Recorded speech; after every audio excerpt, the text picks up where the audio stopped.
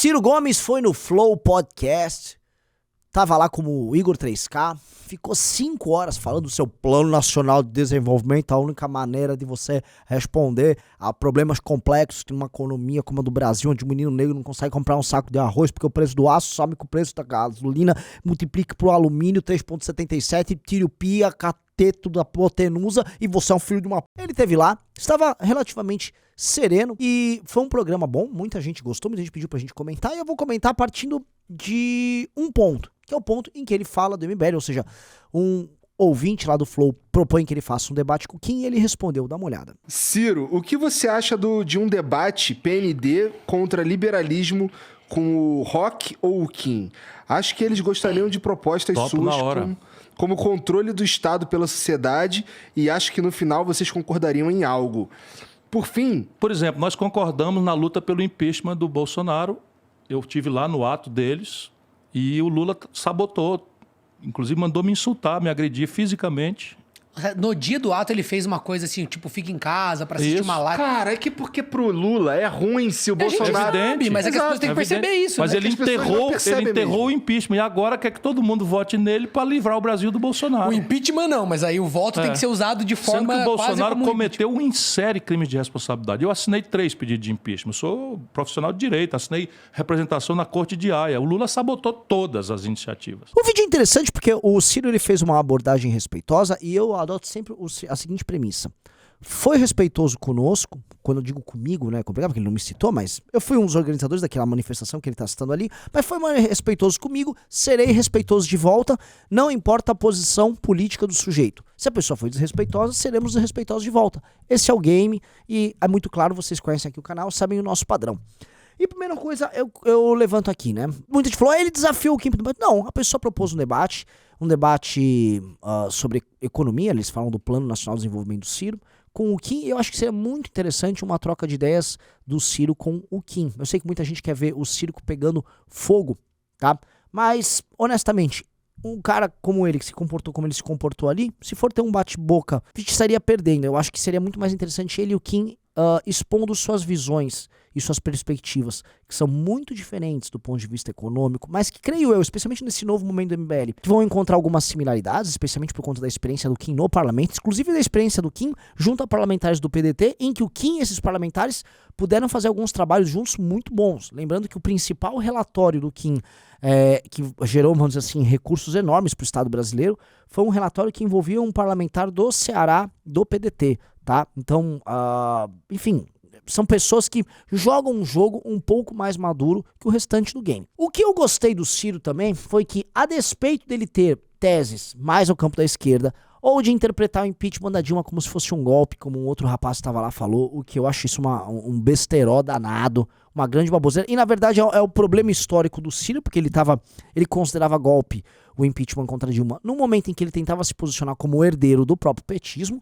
E isso precisa ser lembrado, para que as coisas têm que ser colocadas numa perspectiva histórica. E nessa perspectiva histórica, o Ciro tentou ser o herdeiro do petismo e ele era mais lulista do que o próprio Lula, tá? Até que o PT deu um pé na bunda dele e aí ele começou a adotar uma postura e um discurso bem mais interessantes. Até porque as pessoas estão gostando dessa participação do Ciro no Flow, porque essa postura dele foi justamente mais independente, mais interessante, muito menos comprometida em ficar jogando biscoito pra essa esquerda. E eu acho que ele tinha que parar justamente de jogar biscoito. O Ricardo Almeida já falou em alguns MBL News que o Ciro tinha muito a ganhar caso ele abandonasse de vez esse campo da esquerda brasileira e focasse nesse nacionalismo dele. E assim, não estou aqui, vamos dizer, endossando o programa dele.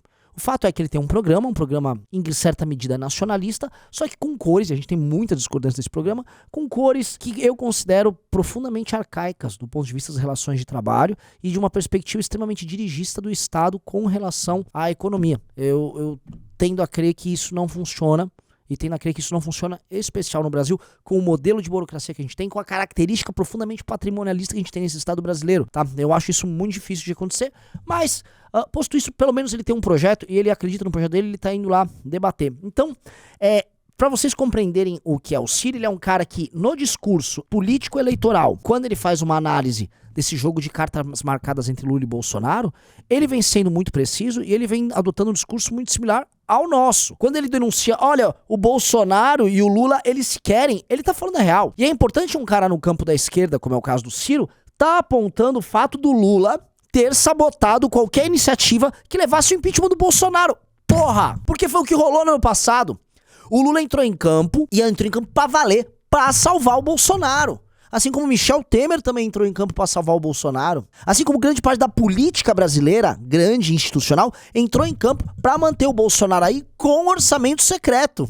E aí depois eles vão pra eleição e criticam, olha o orçamento secreto. Foram vocês que te ajudaram a manter isso aí, porra. O Ciro lembrou, o PT apoiou o orçamento secreto no Congresso Nacional. Aí critica. E vai, eu vou acabar. Vai acabar? Será que vai acabar com o orçamento secreto? Então assim, a crítica dele tá boa.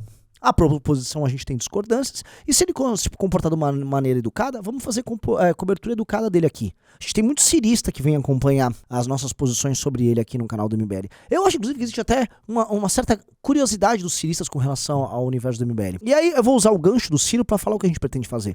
Uma coisa que eu admiro no trabalho deles é o fato deles terem um plano. E o MBL vai ter o dele. É um plano que vai se descolar em grande medida desse liberalismo guedista, esse liberalismo Faria Limer que colonizou a mente de boa parte daquilo que a gente chama de direita liberal no Brasil e que falhou em propor alternativas para um país complexo, seja falhando por vícios de iniciativa ou seja falhando por tratar tudo como se fosse memes e reducionismos muito toscos que na prática não conseguem operar num país, como eu já disse, profundamente patrimonialista também, com características regionais muito diferentes. E a gente vai atrás de um plano, e a gente vai construir esse plano com vocês. E vai ser muito legal se nos próximos anos a gente puder debater com eles o plano nosso, entendeu? E eu tenho humildade de falar, a gente ainda não tem isso. A gente está órfão de uma matriz político-econômica que a gente vem encontrando limites nela, né? Posto isso, eu vou colocar agora um segundo tema que eu acho que serve como um gancho aqui, porque é um bônus aqui do vídeo. Falando de Flow, não podemos deixar de falar de Monark, né? E o Monark cometeu esse tweet aí que você tá vendo aí na tela, dizendo que, como ele é um perseguido pela imprensa, ele votaria no Bolsonaro só pra irritar os caras, né? O Bolsonaro, que vem adotando uma nova política no Twitter, já mandou um kkk lá logo abaixo, né? Se aproveitando disso pra poder gerar um buzz e até ganhar uns leitores em cima do Monark. Muita gente também perguntou, Renan, o que você acha disso? E o que eu vou falar, né?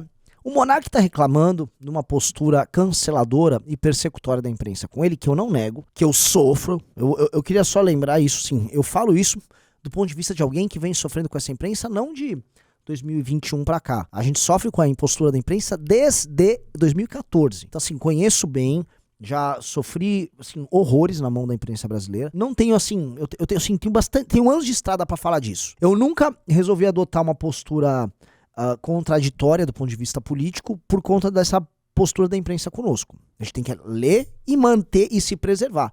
O Monark fazer esse game com alguém, que eu volto a lembrar, que tem um discurso e uma prática política que é oposto daquilo que ele propõe, porque o Monark é um libertário. E o Bolsonaro é um homem que quer concentrar poder nas suas mãos. Lembrando que a briga do Bolsonaro com as instituições é uma briga que é sobre ele concentrar poder e ele encontrar elementos que seguram sua tentativa de concentração de poder. Ele está o tempo todo tentando vir com uma tese golpista, ele tentou emparedar o Congresso Nacional em 3 meses de mandato como presidente da República. Ele tentou fazer isso. Leia um livro Tormenta, da Thaís Oema, tá tudo lá. Então ele fez isso e não adianta o Monark, tipo, mas aí...